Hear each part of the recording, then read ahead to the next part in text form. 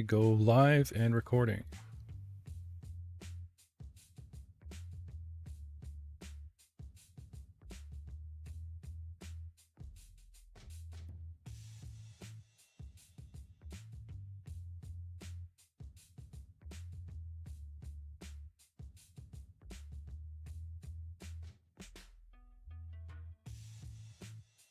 Hello, everyone. Welcome to another exciting episode of Attack of Opportunity. Oh, hang on one second.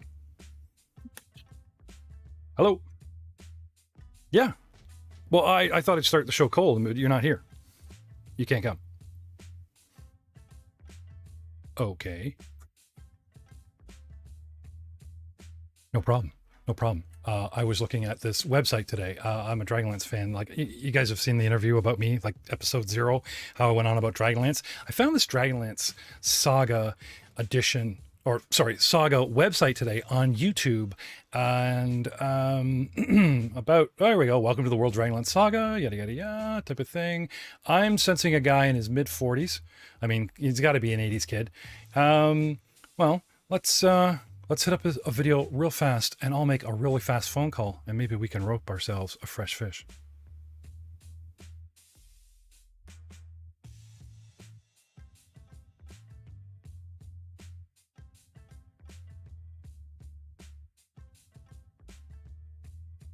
Gotta say, that looks pretty good. Let's see how it sounds. We all know and love DragonLance, but where does it come from? Who created it, and why?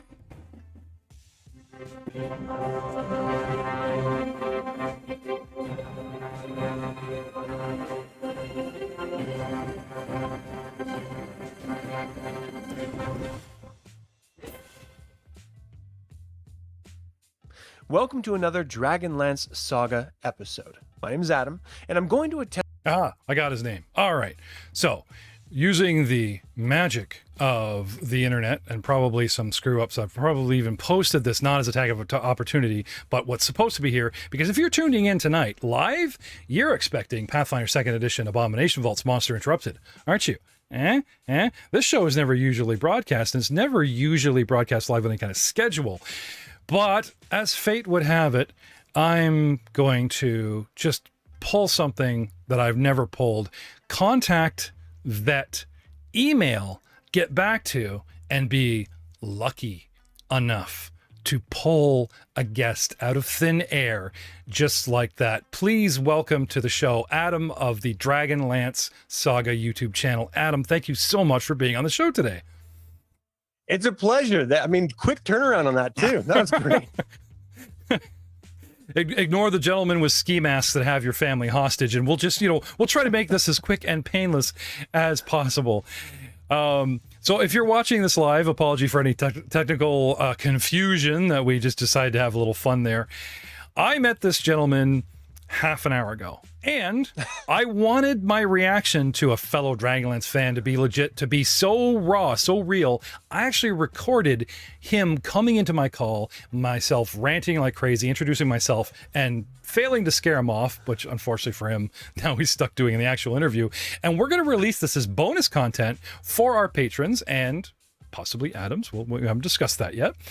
So if you want to see two guys geeking out and getting into like too many topics that should have been in the interview, which hopefully now we will recover, right. We'll have to join us the bonus segment of the DragonLance Saga interview on a Tag of Opportunity with Adam and myself. But of course, the first question that I always like to ask all of our victims here on Attack of Opportunity is, how did you first know you were a nerd, a geek, one of us? Was there a defining moment for you back in your past, sir? Yeah, there actually was. Being rejected by everyone else is generally how I knew I was different in, whatever way you want to pick out. But no, I never really fit in with any sort of clique or group or anything like that. I grew up in a very small town, and most of the kids were out hunting with their fathers and stuff. And I was home sort of playing with my Star Wars action figures and playing board games and stuff. And so immediately I knew that I was completely different than every other kid my age. And my stepdad, who was raising us, he had a bunch of board games and chess tutorials and stuff like that. And so we kind of spent my youth playing, me and my brothers and sisters playing board games and learning how to play chess. And, he had this red box version of Dungeons and Dragons that he said that his ex-wife gave him to play in NAM, though I don't know if the timeline matches up on that, but that was his claim anyway. And we just started playing, and I thought that's what all there was. I thought that was the beginning and end of Dungeons and Dragons, and we were having a blast. It was great. So the red box, you're talking about the guy got like the basic edition D&D where the races were also the classes? Exactly. If I might talk, there was like 3 levels too, I think. Like you just went up a few levels. Yes, exactly. And then it ended. Yeah, and then there was the expert box, and then the superior box, and it added spell. So your core book had your basic stuff for like 3 or 5 levels, and then you buy the next box set, and you got more spells, more stuff. They added things like the mystic or whatever. But yeah, love talking about that. Now, for those of you that are just having to suffer the audio version, I swear I'm looking at Joe Magalala's twin here. The guy, he's got the alpha forehead, he's got the eyes, he's got the man's aging well. The guy looks better than me. Well, okay, he's a bit younger than me, but still. I gotta say, from a visual perspective, from a visual perspective, sir, you look marvelous. Well, thank you. And he sounds good too. Now, you're rocking a Rhodes Podcaster, which is strictly a USB mic, and I wasn't convinced when we first met that didn't have phantom power boosting it. You sound really good. Or is it just all you? I don't know, man. I've done nothing, boosting anything. That's just me talking to the mic. So maybe the mic is magic. Well, do you have any audio training? Do you have any audio background? Do you have any public speaking background we could delve into before we get back into the nerdy side of you? I mean, in college, you take public speaking. I was a DM for a long time. And so you have to entertain your players. You have to keep them interested in the story. And so if you already have the gift of gab, you're halfway there. The other part is inflection and tonality and, being able to do, different types of voices and stuff. And so, with that type of a DMing background, I think that helps a lot. Oh, yeah, all those things I'm supposed to be doing when I have my very flat 30 years experience. all those things I'm supposed to be doing. So moving through the Star Wars action figures and then into DMing, and you mentioned college, but was there a gateway drug for you? Like, I love asking this question. People are like, oh, my Nintendo, and that was it. I was a nerd. Or, was it the isolation? Did it just push you further into geeky things like home entertainment? Like, I'm not going to lie. It wasn't for me for a lack of social circle, but it was like we didn't live in town. So going to the store to get groceries, and I would sit there in the back seat doing a mind meld with my father going, rent a VHS. I want to watch a movie tonight, And we watched a lot of movies, and introduced to, after Hockey Night in Canada came sci-fi, because my dad liked that stuff, and some fantasy. And we started burning through Conan and Sword and Sorcerer and all the old stuff. And I just couldn't get enough of it. So for you, was there anything filling in that gap before you got into college where everyone just, no one cares who you are. They just like, what class are you in? What are you doing? What are you guys doing over here in the cafeteria? We're playing D&D. They're like, cool. Yeah. I mean, as far as sort of fandom media, I played role-playing games on Nintendo. So Dragon Warrior was my jam. I loved that. The original Legend of Zelda, I absolutely adored and played the hell out of it. Did a little Heroes of the Lance as well with the old Nintendo version. But honestly, for me, fantasy films were the thing that really fueled my desire to even get back in, because, playing, the red box, the old basic set, we didn't know about the expansions and everything. So we thought, after we played that for, a few months, trying out different characters and just sort of doing little kid stuff, and playing board games, I didn't know there was anything else to it. And so it was all like Excalibur, the film. It was Willow. I was an insane person with Willow. Oh, yeah. And so just any fantasy film that I could do, Conan series, Red Sonja, like anything I could get my teeth into in the fantasy genre was really that was my drug as a kid. And then I just happened to meet a friend in Cub Scouts who, we knew each other from school, and we ended up just going to the same troop for a little while. And he borrowed his older brother's AD&D books. And I was like, what? There's more to this? And he just rolled up this sort of stock Cavalier for me and took me on this really, in hindsight, terrible, but at the time, amazing adventure And I was just like sold. Like that was the hook. That was all I needed. So, I mean, between the Dragonlance novels and the AD&D game, my entire youth was pretty girl free. Just happened. Just happened. I remember there's a couple times in the show I've mentioned that we had a VIC-20 instead of the cool kids Commodore 64. And there was one game, I can't remember the name of it, but it was word-based. It would just describe a scene. You're at a crossroads, and there's a stump in the center of the road, and it just says, what do you do? And that open DM question that every GM asks after explaining a scene, so... what do you do? Was in a video game. And so we would type in stuff. We kick the stump. We do that forcing, like, there's no parameters. There's no, you could do anything. And we tried to type in everything. And it would give you these soft answers of you can't, it would never say like a GM, you can't do that. It would say, not at this time, or try again, but it would always encourage you to, like, that's not the right answer, but you're warm. You're so warm, and you get going. And for myself, being exposed to something like that where you had to sort of make the game happen instead of playing the game, that was a seeding thing for me that, in future led up to, I can't say I went to college. I went to Australia for 4 years instead. Oh, really? Yeah. That's a good alternative. Yeah, I have an uncle that lived in Perth, and I went there for like 3 months instead of going to college. Because anyway, well, picture it: Toronto, 1992. The recession hits, and the TTC goes on strike, and I'm a car jockey driving around rental cars, and Toronto becomes the world's largest, angriest parking lot. I go to a gas station, and I looked at a guy's portfolio because I was aspiring photographer at the time, and his work blew me away. And I'm like, I am not blowing 10 grand at Ryerson to get my BA in something that's not going to work out, because this guy is not as good as that. This guy, you ever see the movie Saving Your Life, where the guy leans in and tells him to, like, buy Casio watches, and he doesn't, right? This guy leaned in and went, film and developing is going to become obsolete in the next 10 years or less. And what happens? Everybody has a camera on their phone, everything goes digital. But I did listen to him. I didn't invest, stupid me, but at least I got out of blowing money on something that, may not have led, somewhere quite as fruitful as, somewhere else or something else. So, but of course, sorry, enough about me. You, sir. Oh, more technical difficulty. Oh, sure. I got a rocking guest, and my camera just goes nuts. Why? Come back. Oh, there we go. They're much better. Next question for you. You mentioned a Cavalier. Yeah. So, we do have a show where an entire party of Cavaliers instead of your rogue, your fighter, your whatever. Try to take on. Yeah, it's called Dice Before Dishonor. But sorry, again, this is what I love about having a new guest. I can just do the same shameless plugs going, no, it's not really about you. Every time they fall for it. Yeah. I'm surprised that people actually watch more than one episode of the show, because I'm finding myself in a loop. Like, we know everything. But you mentioned something, and again, it resonates with me, but do you have a go, besides GMing, because you just have to be on that side of the screen, it's just awesome.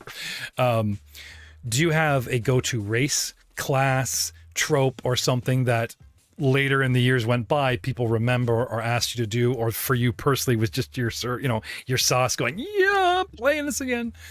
Yeah. I always played a male human paladin. Like, that was my go-to. And then when I started playing Dragonlance, it was Solemnic Knight. I always loved the trope of trying your best to live up to an ideal that you will never actually meet, but the act of trying, I thought, was always interesting. It's the exact opposite of what I do in real life. And so, you sort of lose yourself in the fantasy side of it. And that just, I don't know, for whatever reason, until the Knights of Takhisis came around, and then I was like, oh yeah, let's be bad. Like I say, you're foreshadowing, because we are going to start talking about your Dragonlance channel, because Sturm was one of the coolest characters. Not only because he kept... See, I think that's a minority opinion. I mean, so many people, like, I'm surprised at how much kickback I've gotten about Sturm through the years, how much I've liked him, and everyone's like, no. Well, not only did he try, they start bringing out flaws. Yeah. And without spoiling the book, it's like, first of all, he wasn't what he said he was, and then he's like projecting hate, self-loathing onto the not nice character, and on it goes, right? And then somehow pulls it off in the end at the lowest tier. It's like, no, that's epic stuff. That's Paladin right there. But we're speaking of the Knights of Solamnia in our favorite novel series called Dragonlance Chronicles, where they didn't have paladins because they didn't have divine powers in that time period. So an actual just knightly knight was the best you could do. And a lot of them acted like your in-game paladin, a black and white, arrogant, lawful good, or aspired to it, with soft edges, because it's good reading. Right. If you make somebody too stiff, then they're no fun. Anyway, I always thought it was funny when Margaret Weiss was mentioning her least favorite character was Elistan, because he was no fun. Yeah. It was just like a straight cut, I'm a good person, silver haired, doing the right thing. And she was like, blah, how do you do that? Yeah, no, I agree. And then he hooks up with like the most beautiful elf in the world. I'm like, what? Is she really running away from dad? Is she really trying to like piss off daddy and the boyfriend? Like, what the hell? No, I get it. He was wise and stuff, and they flipped that page a lot. Now, that character, I'm hoping they inserted in this trilogy, they inserted 2 books in between the trilogies, and I'm hoping they flesh him out more. Because they hinted at there's a wisdom and everything that kind of got downtrodden, and he lost his own faith, not in the gods, but himself and his own courage as well as his own confidence. And then all of a sudden it's like, oh, here's some silver discs, read through it. Oh, and then he's like the man. Yeah. The dude's he changes his boots for sandals, if you know what I'm saying, in this book. And it's like, what? Okay, well, I guess we needed a father figure that, I do like the idea of character arcs, right? I mean, you have to have them if you're gonna have any type of an interesting character. And I think the strength of the Dragonlance saga, and specifically we're talking about the Chronicles trilogy, is that every single character is hitting an arc, whether it's at the beginning, middle, or end of that arc. They're all hitting it. And so even if you're just taking the character on the surface, in the moment experience, they're referencing things that have happened already to help inform why they are the way they are now. And so there's never this one-dimensional character trope unless you're like refusing to see the depth of character development that's already taken place. So, and then I don't mean to step on you. No. They then fleshed all that out with the meetings sextet. And so they doing isolated novels about how these characters came to be where they are and everything. So I don't think there's any excuse for anyone to go into these novels and not genuinely love these characters for who and what they are. For me, I had read it before Lord of the Rings, so I'm jaded. Yeah. I'm like pro Dragonlance now. I read Lord of the Rings; it is awesome, and I love the Jackson films. Don't get me wrong, but I would kill to see a full epic series of that brought to screen. So when they animated it, and it was awful. Yeah. It just like better to leave it alone than to do it badly. I've picked up the actual Dragonlance War because, fun fact, from what I know, Tracy Hickman, who I just like the name Tracy is a guy, and Margaret Weiss were brought to a gaming table where their DM had flushed out the Dragonlance world with like 10 or 11 people, and they were given characters, or he had drawn up characters, and she fell in love with Raceland. Tracy played Tanis, their leader, their half-elven, love to hate myself kind of swordsman. And they played, and these novels came out of a campaign of playing. That is my understanding of how it went, but I'm not 100% certain. Is this true? Yeah, the first one, it did. Like it was, they were play testing ideas, and they were running just standard module tests. And so that's really where the character development came out. Tasselhoff's personality came out because of the young woman that was playing Tasselhoff was doing such a good job. And they did this live read at a convention and in front of like the powers that be in order to sort of sell their idea of Dragonlance. And so out of those live reads is where we're really getting that character development and everything. So it started from gaming. Back when Wizards of the Coast was TSR, I missed that logo. I know they sold out to LA. But because I'm just dying to talk Dragonlance with you, but I'm like, okay, let's try to stay on the script, and then of course we will veer away. Sorry. No, it's fine. Because before we delve into your channel, so college comes and goes.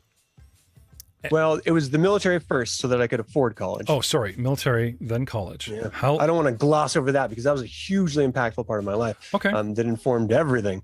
But yeah, I mean it. Now, did you actually game? An old buddy of mine was in the Canadian Armed Forces, and when they had like proper downtime, like a weekend off or whatever, they gamed.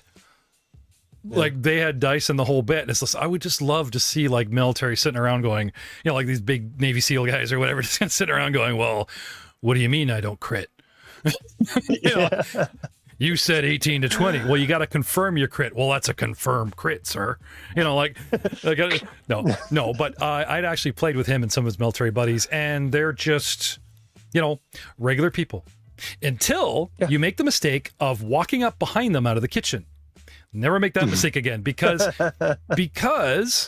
people that have served overseas or whatever, you know, it stays with them, and you don't come up behind them and put a hand on your shoulder, and you do not come up behind them. At first I thought it was a joke until this guy like literally said, look, I understand you're civilian and everything, but like, just don't come up behind me. Don't, you know, like, you want to talk to me, talk to me. You want to poke me in the shoulder, go nuts, but don't come, like, don't surprise me, you know, because they were in it, and I slipped away to get like a biscuit or something, and I came back and I put my hand on his shoulder and put the tray in front of him, and he jumped. He didn't attack me, but the guy like practically jumped out of his chair, and I was like, whoa, and he's like, sorry, you know.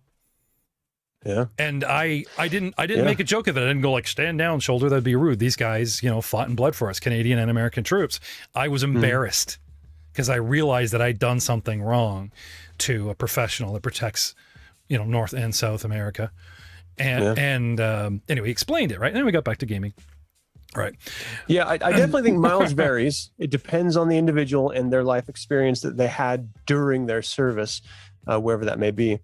But I don't ever play fight or anything, because I don't know, I can't do that. Like wrestling with my son, for example, when he was a young child, that was difficult for me. Even though it was my son, you get hit and you start reacting. You're not thinking anymore. So I can't wrestle with friends. I can't play around or goof around, and we're grown up, so we don't really do that anyway anymore. But but that's what muscle memory is. You see these old kung fu movies of them doing stuff in slow motion. It's like you are training your muscle to move in said arc at said speed, and then it comes faster, and then it comes faster, and then a guy smacks you, and you just do it without, like you said, without even thinking. And as far as I know, that's how muscle memory, that's how that works.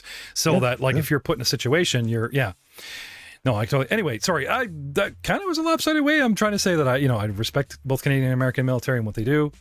I also understand that before I go off on another tangent, you talked about it being impactful in your life before you got into college. It paid for your college. How many years were you in the military? I only served 5 years in the U.S. Army. You say only? That's even guys our age. That's a big chunk of your life, dude. It is, especially in that you're supposed to be in college years where you should be going around screwing around, and instead you're being, stuck full of adrenaline and discipline. So it was informative in that when, again, before I joined the military, I was sort of knee deep in all fantasy, everything. I understood reality, but I preferred to escape it because I didn't enjoy reality very much. I didn't really like the other people that were sharing the planet with me, to be quite fair. So when I was suggested to go into the military, because my parents didn't, they refused to help pay for college, I guess is how I'll phrase it. I thought, well, the only way I'm going to get a degree is if I pay for it myself. The only way I'm going to pay for it myself is with assistance. The military and the U.S. military gives you a GI Bill, which helps pay for your college. So why not? I was really hesitant because I was always athletic generally, but I wasn't like a Navy SEAL type guy. And my stepfather, who was a retired captain in the U.S. Army and then later in the National Guard, said, look, just think of it like role playing. Think of it like you're playing a character and you just have to play that character for, at the time I signed up, it was for 4 years. I was like, that's a great way of looking at it. Okay, I'm going to be playing a U.S. soldier in a role-playing game that is just immersive. That's it, because I didn't know anything about live-action role play at that time. And so that's the mental frame that I took in going into the military. And as soon as I really sort of realized that, I was stronger than I ever thought I gave myself credit for, I was more capable than I ever thought I could be, you realize, your sort of limits, as it were.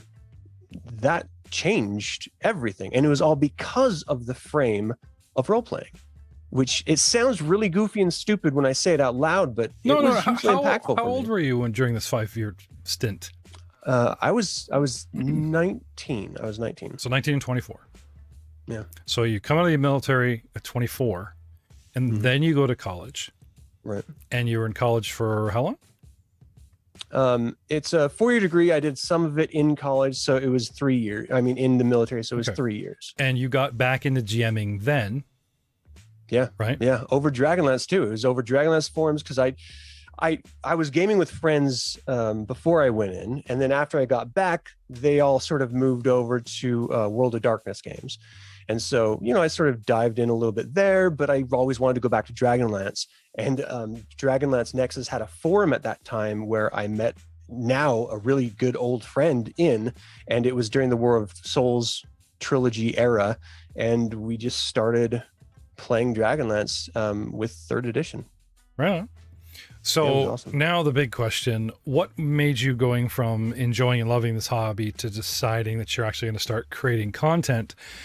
And quite literally, obviously, based on your love for this series. Yeah. It's because there's a vacuum. There was nothing there. Every time I would search for DragonLance on YouTube, I would end up on some individual's page that did a video or a couple videos about DragonLance. And I just thought that wasn't really right. Like there's channels devoted to Lord of the Rings and Game of Thrones. And like, why isn't there one for DragonLance? It is clearly as impactful of a fantasy world as any of the others. And yet there's no one thing. I even went to, there's established websites that have been doing it for years. Like DragonLance Nexus have done a great job, and they even helped with Sovereign Press and putting out 3rd edition materials. But WotC's totally dropped the ball on anything Dragonlance for a very long time. So I thought, well, look, I'm not going to be playtesting and making games, but at least I could talk about the world and just share my passion for it. And maybe because I saw that the new trilogy is going to be released sometime, possibly. I thought, if there's nothing there now, this is my opportunity to do something. Because if I don't, someone else might. And some of those videos I saw were not so great. And so maybe I could, give a common standard visually, and shared my love through that standard. And how long have you been doing this? Well, I've been doing the channel for like 2 months. I've been making content and creating podcasts and stuff like that for since 2011 in different areas online. So this is my first, and that's why I don't show my face on the channel, because it's supposed to be all about Dragonlance, not about me promoting Dragonlance. Well, it's a bonus treat. We can pull back the curtain now. Like I said, on this show, I always offer strictly audio. And some take me up on it, and no video, or video just with like the logo or whatever, if, for whatever reasons. And there's never a bad reason. There's just some people that are just like, either I don't even have a camera, or no. Like, again, it's about the work. It's not about me coming to the camera or coming to be part of this content as a personality. Yeah.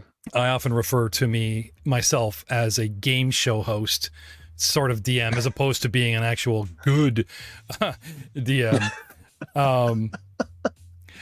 One of my biggest fans is actually in our chat right here, and it says, "Tell him for me after the stream." So, well, you've said it in the chat. Sorry, Coop. So now I'm going to say it. It's coming out. Thanks for your service. Oh, appreciate your support. And even that, I understand, is a bit of a lopsided thing, because people feel that that's all they can do to give back is to thank you for your service. And a lot of people in your position are they're starting to get jaded of hearing it. Yeah. Not to pick on Coop. He's a great guy. Right. And it's something that I just had to ask really quick am I correct here? Is just something I caught wind of that was made fun of sort of in media. And I'm like, well, is it really a thing? With some? Yeah, it kind of is, to be honest. I think it all depends on the spirit in which it's intended. And again, mileage may vary on the veteran that's receiving the thanks. But it's not a faux pas. It bothers me when it's only on Veterans Day or Memorial Day. Someone says, "Hey, we appreciate what you did." Like, okay, well, tell it to me once. Yeah. But every year you don't have to say it again.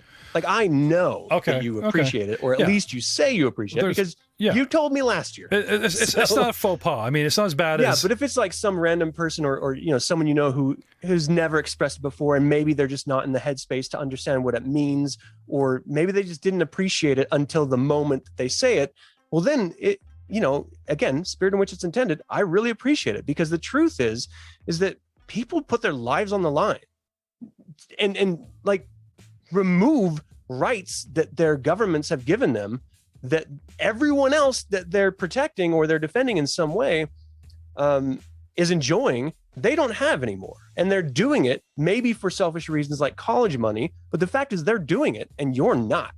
So you have to throw out at least a base level of, all right, I'm going to tip my cat at that, and my cap at that, because it's significant. And it doesn't have to be military service. Any societal service one does, it really humbles you quick and lets you realize that the world does not rely and stand and fall on me as an individual. It takes everyone to work together to actually make anything happen. So you understand service in whatever form it may take for a greater society, and you have to respect that. Anyway, sorry, it seems we're getting leaning on the almost political, and I was just like, sorry about that. No. I love your passion and enthusiasm. I just and like I said, not that I wouldn't love to talk about this. Like my father was in the Air Force, and he told a story about how one day the entire squad got new vaccination, boonk, and then they just started falling over in 24 hours, right? And then they got another shot to fix it or whatever, and you guys are fine. And he doesn't talk much more about it, whatever, but there's that suspicion about like, you sign your body to the government, not just to get shot at in war times, but to be ready to be shot at or do what's needed, like possibly text a vaccine in peace times. And a lot of people don't get that. It's like, oh, there's no war going on, all our money's going to the military. It's like, yeah, but without you guys on the coastline, other countries and pirates would have their way. Without you guys having bases strategically placed through the countries, someone could look at a map of our country and go, well, there's a soft spot. We'll just go in through Canada. They've got all the water anyway, No, sorry, we have Trenton in Quebec. You can't get us, huh? That kind of thing. Anyway, I'm getting off here.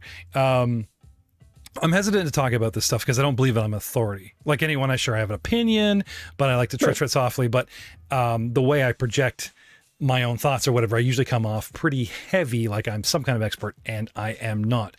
But I loved everything to do with DragonLance. It's always stuck with me. So it was a delight to this very day, 24 hours ago, around the same time, to discover your channel, to see that you're getting close to 2,000 subs. You've only been up here. I appreciate it. Only been up for 2 months, and we're going to drop his link in the chat or whatever, because if you don't know anything about DragonLance, your 10 years, because you said 2011, of knowledge shows the cold starts, the epic lines of art that you're using, whether it's borrowed or graphically enhanced, or how you get away around copyright or not, the loud fade in and back out intros of music and this type of thing. It's impactful from the beginning, and then you fall into actual content. And one thing I liked about your channel, which I'm actually going to show off a little bit here, is I see a lot of content creators, they blow their wad in a really epic opening, and then all of a sudden they go to audio and you can hear the line static. and they're just like, hi, I'm so-and-so and blah, blah. And it's just like, dude, did you blow all your money? Like, now, YouTube is living proof that an amateur platform there is a need for. Not professional Hollywood and Disney all the time. I get it. And there is such a charm about guys who are playing literally at the bar and their characters get sloshed as their players get sloshed. And there's one mic in the middle of the room. It's very echoey because it can take you back. Or if these people have great chemistry, who cares about audio quality? I get it. On the other side, being someone that's audio quality is a thing for me because I'm trying to make content. Visual impact is a thing for me because we've made the transition into not just podcasts, but now YouTube and now even live streaming myself. It's on my mind. Yeah. It's always on my mind. And to come across your channel to see that it's simple. I got to ask, how did you get DragonLance Saga? Because as far as I know, DragonLance Saga, isn't that like the 5th edition stuff, like after the war? It's a part of DragonLance that we don't talk about because they woke up well, about Saga, like all caps, Saga is the gaming system that DragonLance went over to. But there's a role-playing system of Saga, which is all cards and stuff for those of you who don't know. Okay. But I mean, to be fair, that gets a lot of flack from DragonLance fans, and arguably rightfully so. Tracy Hickman was obsessed with introducing cards in every system he got his fingers in. Like him and his wife helped create Ravenloft, and they added a tarot deck. Oh yeah. Early on in DragonLance modules, there was the Taurus or Terrace card system. There was like a fate deck already in first edition. Early modules. I have that. I have those cards, little tiny, tiny orange or whatever, and they're like little tarot cards for the. Yeah, they re-released them in the second edition box set, War of the Lance. Pathfinder does it for they have their Harrow deck, and it's just something that's so cool here. I mean, we see you there's stuff here. There's like a board game you're unboxing in this one video here, right? Yeah. What did you ask? That was awesome. Well, yeah, I was looking for that for a long time, and all of the listings are always like, oh, it's missing a few pieces here and there, and so I would literally have to buy 2 different box sets in order to make one. And I finally ran across one listing that was like, look, it's a little bit more expensive, but it's complete. So I was like, all right, well, I'm going to drop the dime. Looking at the board, what's the premise of this game? It's a giant hexagrid around a hexagrid. Right. Hexagrids. So the center is a fortress. Okay. Once you put all the pieces together, and you control one of the dragon armies. And I think there's 5 or 6 dragon armies represented in the game, and every character controls one dragon army. And the point is to use elevation in order to maneuver all your way around this hex board to get into the fort, grab the Dragonlance, and get back to your base. And that's really the whole premise. And you can like attack each other and stuff. And there's basic rules and advanced rules to make it more and less complicated and immersive, depending on the type of player you are. But yeah, I haven't actually played it yet, though. That's the problem. I need someone to join me. But I'm in. I'm totally in. Do it over line, man. I'm not kidding. Yeah. Not just going over, because I'm looking at content here. Knights of Solamnia, Races of Corinne. Okay, this is what regular people do with their content. They pick a world and you review. We talk about the race. Let's talk about what you're going to get out of if you personally pick up this content and buy it and play it. But you go beyond that. There's stuff here. OA news, open world video game, DragonLance Saga. What's that about? What's the OA series here? Yeah, so the OA is Order of Aesthetics. I just want to play off this idea that in those live shows that are news oriented, I'm just kicking around the Library of Palanthas. The Order of Aesthetics is the order that just sort of scrubs the history of Kryn and chronicles everything. Okay. So I thought, well, why not just sort of play with that idea a little bit and use that as the jumping off point for my news platform. And again, there's not a ton of Dragonlance news. So some of that, like the WotC lawsuit, I had to go back and get the information because the channel wasn't started when that was happening. And I wanted to cover it. And then, I'm going to do one where it's Joe Manganiello's script for Dragons of Autumn Twilight that he had put together with his writing partner when Warner Brothers owned the rights to Dragonlance, that was going to be a movie at one point and was then scrapped once I think the license lapsed. So I want to sort of go back and look at that and see what it would have been and maybe reach out to Joe and see if he would be gracious enough to come on and talk about it, though I doubt he will. I'm a realist. Hey, it doesn't hurt. Hey, man. Yeah, but the point of all of it is that I have different playlists for different categories of information, whether it's gaming or unboxing stuff. So talk about Dragonlance Mail. What's that one? Yeah, so that's just me getting new stuff. Once I got back from the military, I sort of dove headfirst into my career. I didn't play anything for a very, very long time. And so I just had boxes and boxes of role-playing game stuff, including tons and tons of Dragonlance stuff that I just called a friend. I was like, hey, you want this? I'm going to throw it away if you don't. And he's like, hell yeah. And he just came over and picked it up and took it. And I can't, in my good conscience, call him up and say, hey, I want that back. Yeah. That would just be terrible. And so are you done reading it? Are you done? Just keep texting him. Are you done reading it? Are you done yet? Are you done yet? Are you done yet? Yeah, no, I just sort of recollecting my old and my dream Dragonlance collection, because first of all, I like the idea of revisiting this old content that some people who may have read some of the books or may be familiar with some of the books or maybe even have played the role-playing game don't even know exists. And that's me. And I thought I knew this. And it's like there were certain video games that you were playing in here that I'd never seen. I haven't done them all yet. I didn't know about the full board game. I just thought the Axis and Allies Risk DragonLance Adventure 11 that folded out to do the big map, that was it. You know, that kind of thing. Now, one thing I personally really thought was cool in the writing of the series was the music. They would stop and they would have, there's a scene in Lord of the Rings in Jackson's version where they do a funeral and they start this snippet of her singing. They don't give you the whole song and then they just kind of go cut to the dad, you know. But in those few moments of her singing, you get swept up into what would be an entire almost Viking funeral without them spending 2 hours on it, right? And they would drop hymns, as well as sometimes you get your hands in the actual adventures of sheet music of the music that was played, the holy hymns, this and that. And I'm looking at Dragonlance readings here on your screen, and you have 5 hymns to air readings, and this is all music. Yeah. Read by I mean, I don't sing any of it, but it's all readings of the poetry by Michael Williams. You know, I mean, he did everything. Yeah, they like every poem and song he wrote. He didn't compose the music, but he wrote the copy for it. And great, he did a great job. Even back in the 80s, and it stands up today. Like no one does that anymore, and it's like, why not? Yeah. You know, one of the coolest things about Star Wars was the music. And some of the lore that pushed that music, they have it in a world like this. And I could be wrong, but you just don't see a lot of music and actually like scripted stuff for the DM.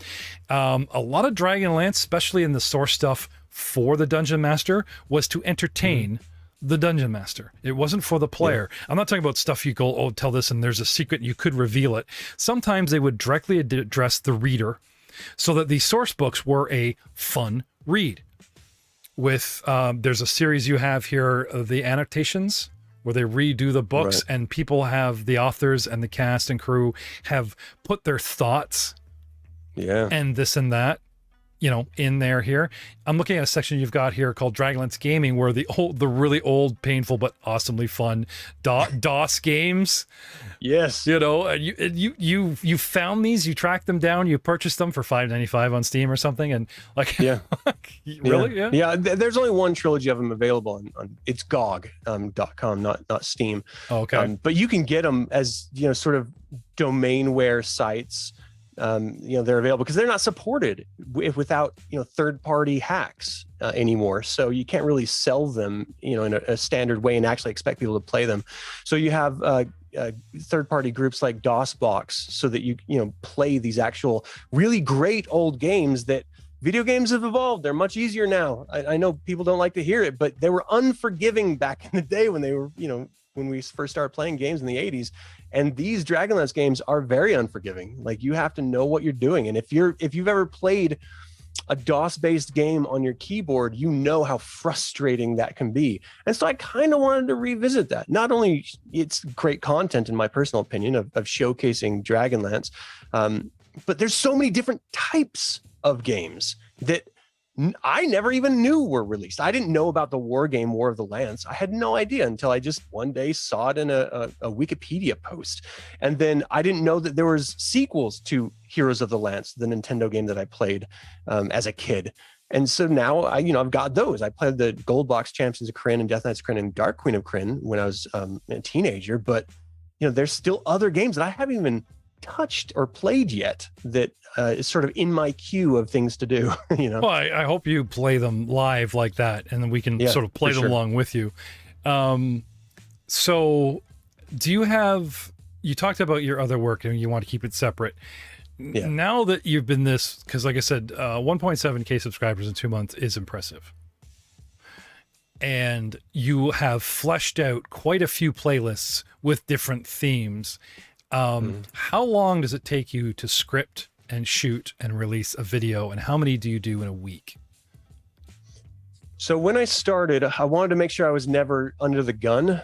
So I knocked out a ton. My plan is to have a 3-day release window every week. On Wednesdays, it's going to be a Dragonlance setting video that's released that's all about lore, whether it's the history or races or lands or whatever, an organization, a faction, or characters, or an event. I have a whole bunch of stuff planned out, but I knocked out like 3 of those, just like setting videos, and then those will be interspersed with creator videos, which is kind of like this, which is like a podcast about people who also love and were inspired by Dragonlance, showcasing their current work that may not be directly influenced by Dragonlance, but they were early on, and so I wanted to sort of feature that as well.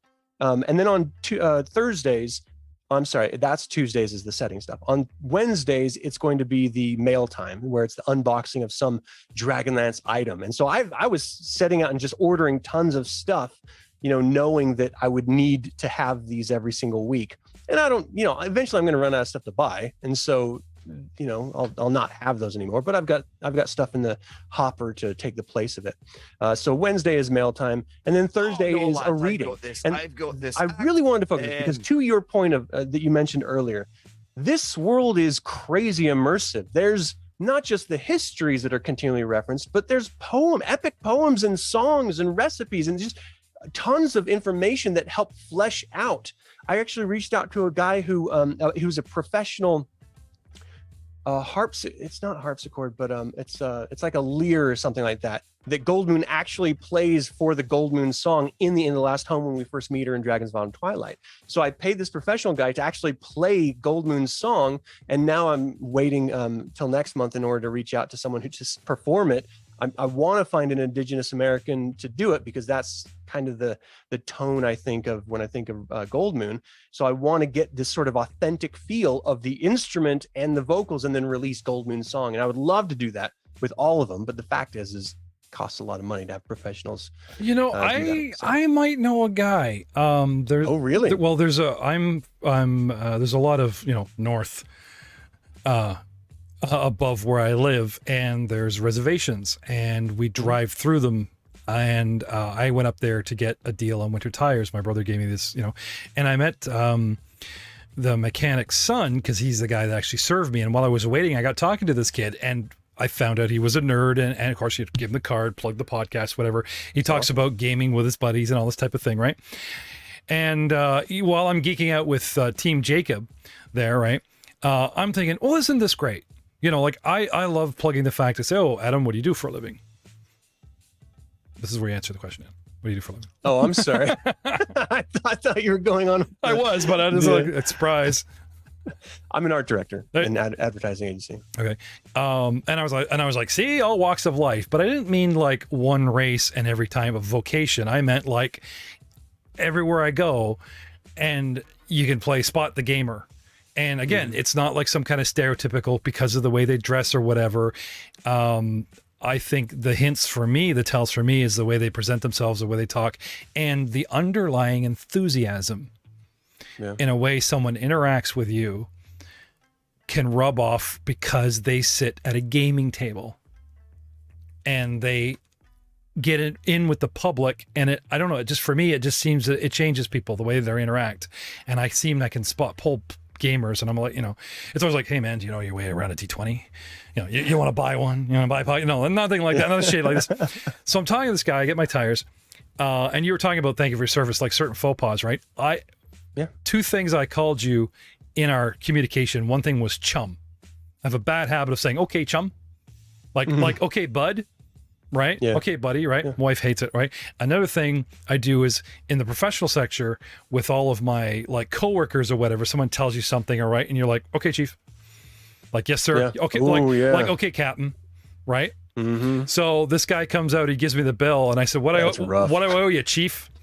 Right? And I was like, oh, dude, no, I am so. No. So I give him 5 minutes of apologizing of like, okay, I call, like, how do you tell the most wonderful people on the planet that look you in the face and give you a deal on tires despite what's happened to in their culture and their history, and they're sharing these discounts with you, and it's like explain like no really, I call everyone chief, I call everyone chum. Right? Yeah. Luckily this guy, this is the first time ever, I've never said it before. Luckily this guy was in his early 20s and believed me. you know, because I would have been horrified if it was his father come out, you know. But not the first time I've stuck my foot in my mouth. There was one of the first things I told my wife, like, I want to do this. She's like, are you sure? A lot of people don't know you the way like your friends and family know you. And it's like, I don't come out. She's like, honey, you're tactless. You're 6'2" and you're loud. Like, you know, oh, okay. But I'm charming. I'm harmless. I'm like, yeah, after 5 minutes, they realize you're not gonna, you know, oh, okay. And that kind of thing. But somehow I get by without getting punched or like, you know, having to like run away or have charges laid. That might be the 6'2" part of it. Yeah. Yeah. Fast feet and fast thoughts and like, you know, yeah. Anyway, where am I going with this? So Gold Moon with the feathers and the leather and everything. I think it was just a theme the writer was going for. In today, I'm wondering if today's gamer would look at that cover art and find it offensive. There's so much. I'm sure someone would choose to, but I don't think anyone would inherently feel that way. Okay, that's a good answer because I've been dancing around how to word something like that without stepping on toes because that's not something I want to do. Now I have 3 hard, fast rules for my guests. I ask you to avoid politics, religion, and sexual preference because we're talking about gaming. We're talking about your journey in gaming. Now, if you're a father, the senator, bored you to tears at church, and you come out last year, I got no problem with that, and it's part of your journey. But switching the show from gaming to what's going on in your head about politics, what's going on in your head about religion, or, you know, such and such thing, and grandstanding that stuff, I politely ask, it's like, well, you know, dial it back. There's every type of gamer, and even that term, apparently, according to my son, is like, no, you can't call gamers anymore, Dad. That's a thing. It's a this. Oh, okay. Oh, really? Yeah. Okay. You're not a gamer, Dad. Oh, I'm not? No, you're this and this is, oh, it's like, okay, well, who's labeling now? But okay, you got to keep up with the politically correct term. That's the most fun. It's like, you got to stay politically correct. It's like, you're just changing labels, right? Like, what you're allowed to say. It's like, okay, but you said something, so technically, isn't that a label? Anyway, can't confuse. I'm just too old. They just forgive me. Oh, you're old. You don't get it. Okay. Luckily, I'm Generation X. Otherwise, I'd probably get a lot of okay, boomer. You know, which sets people. Well, I'm like struggling with how to even jump in on this at all because I'm like, well, we don't want to talk about politics. Resist the urge to say, okay, boomer, simmer down, snowflake. Like, I'm nowhere near either of those. But again, like, I say that for comedy's sake, not because like, these are my personal thoughts, blah, blah, blah. But anything you say, like even this interview is probably going to, you know, get scorn or whatever. The reason I've long-windedly brought this around is there is one particular video that you put up here that I thought was rather impressive where you talk about theology. You talk about the religious background of not only yourself, but one of the authors. And you talked about yourself rejecting said religion, and you talked about not only the author embracing it, but finding it in the writing because you're familiar with said religion. And without naming, you know, the puppy, as it were, I found that very impressive because you were willing, for your love of the content, to have a fresh perspective, step back and go, not, oh, I was wrong about my religion. No. That you were like, oh, isn't this interesting that it affected this writer for him to write about it and present this type of content with his religion in mind, and it's still entertaining for everyone, and you personally resonate because you happen to have a front row seat being raised part of said religion. Now, that's all I'm going to say on it. That's about as close as I can get without breaking my rule. I just wanted to tip the hat to you for being brave enough to do that. But I didn't find the video preachy. I just found you being very enthusiastic, going, hey, this is what he's doing, and I'm allowed to talk about it because I came from said religion. So, you know, I'm not bashing this religion. I'm just making comparisons about what I know about it and what you find in some of the themes of the gods, of the protagonist, the antagonist. And I'm listening to this, and this is probably the one video I actually got to in my 40-minute commute home because I'm trying to vet you. I'm like listening to all these videos, so we have so many things to talk about. Eat, woof down lasagna, sit down. Okay, let's talk, right? Like I said, I turned this guy over. Hey, come on, I turned this guy over in like less than 24 hours. Like, you know, but I just had to talk to you. And I really didn't think we would be talking about some of the topics that we suddenly glossed over. I just wanted to state for the record, which is something I rarely do, that I think you're very brave, and I thought that that particular video was well executed and very tastefully done. I appreciate it. Because, like you said, you're open book about why you say what you say, and you're focusing on the game and how it relates to this person's background that has in common with your own, not about the hot topic. Yeah. Religion, politics, sexual preference. And that's something I don't think I could do. And so I just leave it out of my content. So kudos to you, sir. Thanks. It wasn't something I even considered or thought about. I was just, because whenever I plan on making a video of some sort, I just start writing and just putting it down in a Google Doc, getting my thoughts out on paper. And that particular one, I just finished the Annotated Chronicles, Dragon's Bottom Twilight, and I just wanted to get my thoughts down because I wanted to hurry up and do a live show and present my review live, because I thought there would be a really great back and forth about what I was talking about. I just, in my own head, I didn't think it was going to have any taboo or anything like that. So I put it out there, and there was no response in the chat room. It was just crickets. I couldn't figure out, why is no one like replying at all? This is so interesting to me. Why would no one else want to even say anything about it, good or bad? Eggshells, eggshells. Yeah, like I said, I pushed the envelope a little bit by bringing this stuff up. And like I said, we do have definitely dad jokes and bad jokes in our pod or whatever, that, push on, a couple things, but it's never intended to hurt. Never intended to force a view. It's in the moment. You see something, you say it, it's funny, and we believe it's funny to the audience, but it's not intended to be, because like I relate characters with accents. I relate like to project, right? But then you're getting into a stereotype, which is related to a specific country, which could be viewed as racist. And it's like, really? So if I'm doing some smooth character and my Antero Banderas comes out, make fun of me because I'm putting my Puss in Boots voice on, not because I think I'm Spanish or Rico Suave, or, I mean, you got to love Ricardo Montalban. He was in Fantasy Island. He was in, he was Khan in Star Trek, and he was one of the coolest Kim Possible villains. He was senior. No, these two Spanish guys running around. They even drew the character to look like Ricardo, right down to like the little Scott and the velvet jacket. And he had his son, and there was senior and senior junior, and the two of them would run around foiling little Kim Possible. And Ricardo Montalban voiced it, and they leaned into the stereotype heavy. Right. And it's like, well, that's funny, but I guess Disney can do that because they paid for it and blah, blah, blah. Right. You put up content, you suddenly decide to put on an accent, and it's like, we don't mean to offend anyone with this. Especially in the context of playing a role-playing game. Yeah. That's the point. There are different ethnicities, there's different races, there's different everything. I mean, you could be the same race from a different region and your dialect's going to be different. Right. And if you're really trying to pull that out, I mean, it's, again, everything has to be taken in the spirit it's intended, I think. I got a guy that does a rat folk. He's a rat person, and he does a German accent, and it's great. Oh, no. Right. And he's I could see people. He's a druid. He's a druid, and his animal companion is an ape.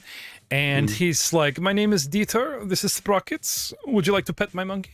Touch my monkey. Right. And so it's a rip on the old SNL with that type of thing. Michael Myers, right? So he's like, I'm like, you're basing your character on a Michael Myers skit. He's like, damn straight I am. I'm like, well, this could be your backup character. So he showed up at our biggest show a couple times. Yeah. And he does a German accent. Well, now, fun fact. Okay. Matt Witt does have a certain amount of Germanic background in his blood, so maybe you can get away with that. I don't know, that kind of thing. If anyone start going, you can't do that, that's our word. What? Right.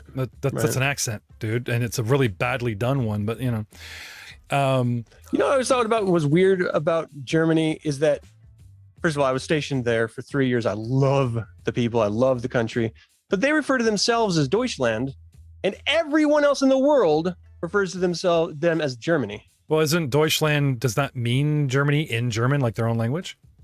I don't know. I've asked Germans, and they say they don't understand it either. So does anyone actually call you Merca? You guys do. You're America. right? Merca. We're like jokingly. That's exactly. like, well, we're your neighbor, so we get, well, I just thought that was weird. well, something I really find interesting is you ever go on Twitch at like a weird hour and you see gamers completely playing in like Russian or Portuguese or whatever. And so it's like Rise of the Rune Lords, but they're all Portuguese, right? And you see them moving the minis around, right? And it's like the guy gets hit and you can hear them going off. So it's like they're doing their language, blah, blah, blah, blah, blah, blah, blah, right? Oh, blah, blah, blah, blah, oh, you crit, that type of thing. And it's like, it's a great way of like looking at the game without knowing anything about it, even though you've played for 30 years. Watch somebody on Twitch or Twitter play the game in a completely foreign language. Don't cheat. Don't put on subtitles. Just watch them play, and you will start to pick out who's the GM, who's the guy that has every skill and wants to be involved in every little thing and teleports his guy around the room because he wants to be involved in everything the DM does, who sits back, who's just there for the beer and chips, right? Who's the actor that slows their voice and their role to try and make more impactful comment. More dramatic. Everybody does it. And the fact that I've interviewed people around the world, and I'm actually trying to get my hands on more countries and players from countries that you don't hear about, but really getting them like with the time zone different is very, very difficult. Yeah. I've been tracking down some guys in Israel for like months, a couple Russians. I interview British guys quite a bit. The 5 hour is not so painful to do. I can, and you get talking and it's like, they're just gamers. They're playing the same game. And I find that a world uniting concept. It's not strictly for North America. Sure, it was birthed here, but Yeah, it's trite to say, or seemingly it's trite to say that the internet is the great equalizer, but there's something genuinely impactful about seeing different perspectives and different ethnicities doing the same things that you do. Right. It gives you a perspective. I mean, before the internet, a lot of people didn't ever have any engagement outside of their town in some cases. And so the only people you knew or I connected with were people like you from your own town. And, especially where I live, it's a very sort of milquetoast area. And if I didn't join the military, if I didn't attend college in a different state, if I didn't travel around the world, I would not have those perspectives that anyone nowadays can just log into the internet and have. Being able to see from different perspectives is so important just in the growth of the individual human. It feeds everything from how you perceive the world to how you engage with it. And it's really, really important to be able to step outside of yourself. 10 years ago, my son was 11 and I was worried he was watching too much YouTube and internet because he'd come down and it was about this or that. At 15, 16, it's about Rick and Morty. He comes down the stairs joins us for dinner and puts on a video. Says, I want to show you this. And he's showing us Nagerstadt videos. It's called In a Nutshell and has like the little cartoon bird guys. And he talks about all kinds of, it's like Science International for the internet. That's great. The guy that quit NASA to make YouTube videos, and he has the glitter bomb for people that steal parcels on Amazon, like this type of thing, right? And not just fun stuff. Things that provoke thought in an individual. And I'm so proud that he's not just taking what we teach him, what the classroom teaches him, but trying to filter and engage and seek out something that will teach him something on the net, not just entertain himself. Yeah.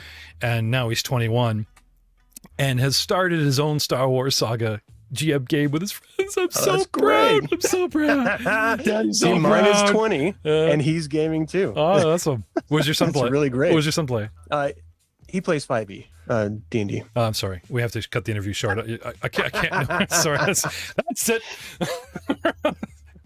No, but some people some people get to, like, I play Pathfinder 2nd edition and we stopped playing D&D with 4th edition, but like, so what? It's not that I dislike 5e. I just got into other stuff and don't have time to play, like every edition.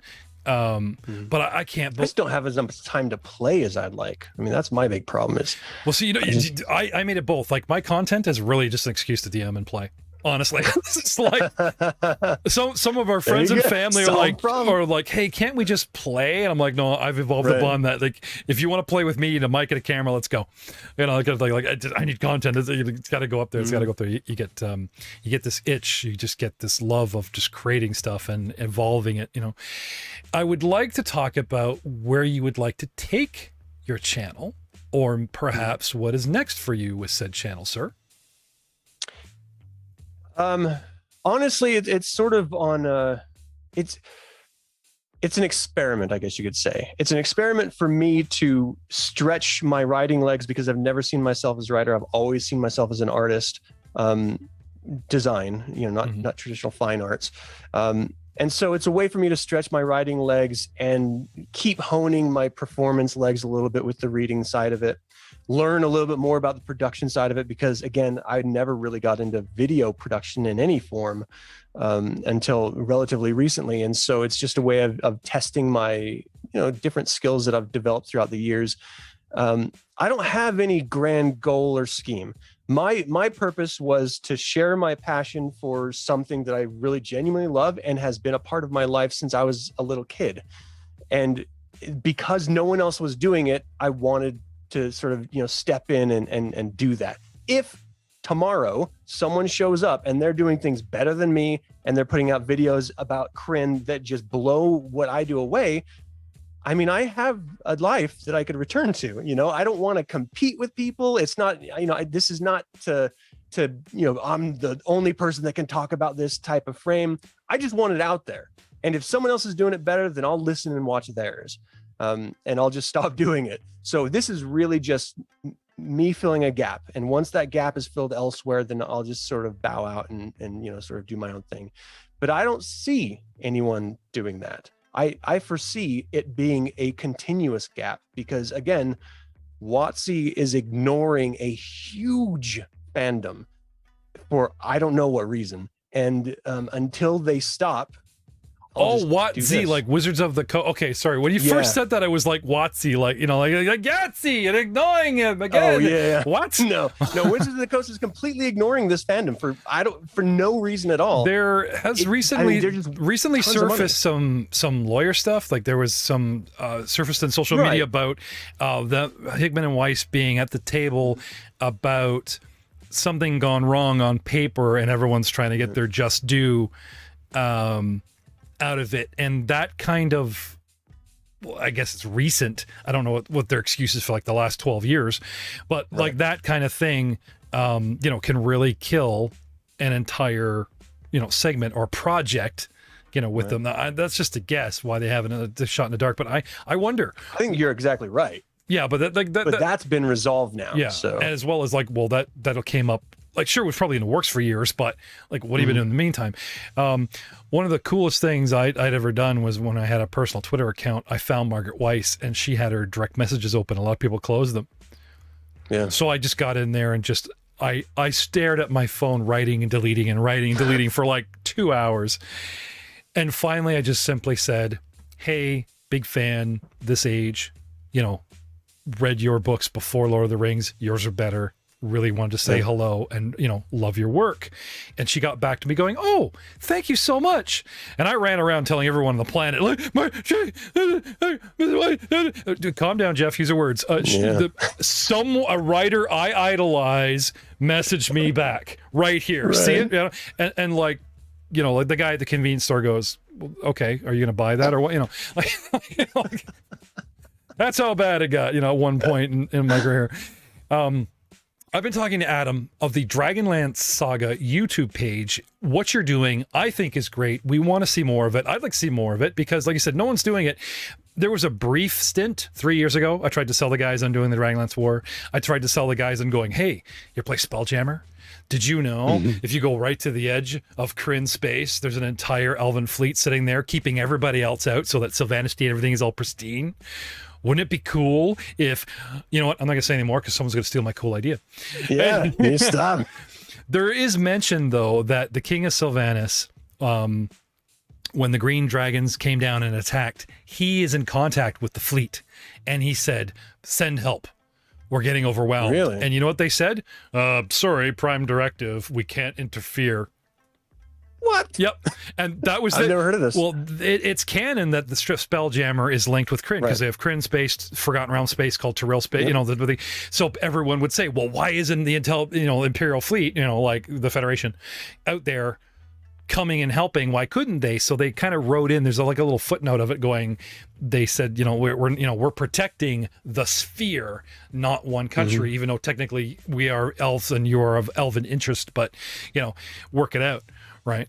And it's like, so you're willing not to have weird space eels like the Nialgi or some random mercenary dude from Forgotten Realms come over and like throw his trash on Sylvanas Forest, but you're willing to let a rival nation level the place, twist it with magic, and throw it into a king's nightmare, and possibly wipe out the elven race because you're trying to protect the elf. What?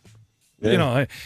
Come on, but the elves got screwed. Yeah, bad. so we need an Elven Kirk or an Elven Picard to come over and go, take his one little ship in there. I almost think they kind of deserved it, though, in the same way that the Irda were corrupted because of their desire to be pristine and perfect, and they sort of splintered off into either isolationists or into traditional ogres. Elves, like the Sylvanesti elves, were wildly racist and bigoted. Oh yeah, completely. To everyone. So you live that life, you're kind of gonna get some stuff flying back at your face. That's true. It's like if all the Elven Kings, Minotaurs will step into your home. 2 Elven Kings that were from brothers, and then you have your tribal wild elf out there. So there's 3 phone calls that could have been made, right? Maybe 2 because like the wild guys don't really have a phone, right? And it's like carrier pigeons. Admiral. Yes, Captain. We have the Elven King on line 1. Yeah, yeah. Which one? Right. Oh, that one. I don't tell him Prime Directive or I'm busy or something, right? And there's one captain going, like, sorry, we can't help you there, because he's an asshole. Just tell him I'm in the refresher. Tell him the refresher. Star Wars. So I'd like to thank you again for the work you do. I will be following your work and plugging as much as I can because I would like to see something come out of it. And I hope you out there, audience, are listening to this. Possibly check out our Patreon page or Adam's Patreon page where you might. You don't have a Patreon? No. He's doing this all in a pocket? Yeah. Well, sir. I love it. Sir, definitely allow. No, I do. We have Patreon, but like it barely breaks the bills. Like I said, every time. What was the first thing I said when we started going OU about producing? It's like I am several $1,000s in debt. I'm exhausted and I'm loving every minute of it because not everyone can ride the Patreon dream and quit their job. So again, kudos to you for paying this out of pocket, for doing such a great job with all the artwork and the voiceovers. And the DragonLance Saga channel on YouTube is a must-see. I'm GM Jeff Ball. This is Attack of Opportunity, and we will see you next time. Well, on Attack of Opportunity. Say goodnight, Adam. Slàinte. Is that Elvish? It's Scottish, Gaelic. Oh, really? Yeah, it's good health, yeah. So is that like the hill dwarves or the mountain dwarves in Kryn? we did 5 minutes on how dwarf. There's a book written far pre to Empt of something, and they talked about in these novel series having Scottish accents for the dwarf long before Jackson did movies, long before it became a trope out of that type of thing. And I think it's called 3 Kings, 3 Lions. And they mixed the dwarven lore with the Celtic lore. And well, you look at the dwarven alphabet, it looks runic. It looks, Celtic. Mm-hmm. That's part of what I loved about DragonLance is it was steeped from the beginning in Celtic styling. Yes. Not work. Yes. If you read anything, read the DragonLance Chronicle series, which is the center of the lore. There's books way before it and there's books way after it, but it really is the Star Wars Episode 4, the first thing released that you should, read as a deciding point. And we will see you next time.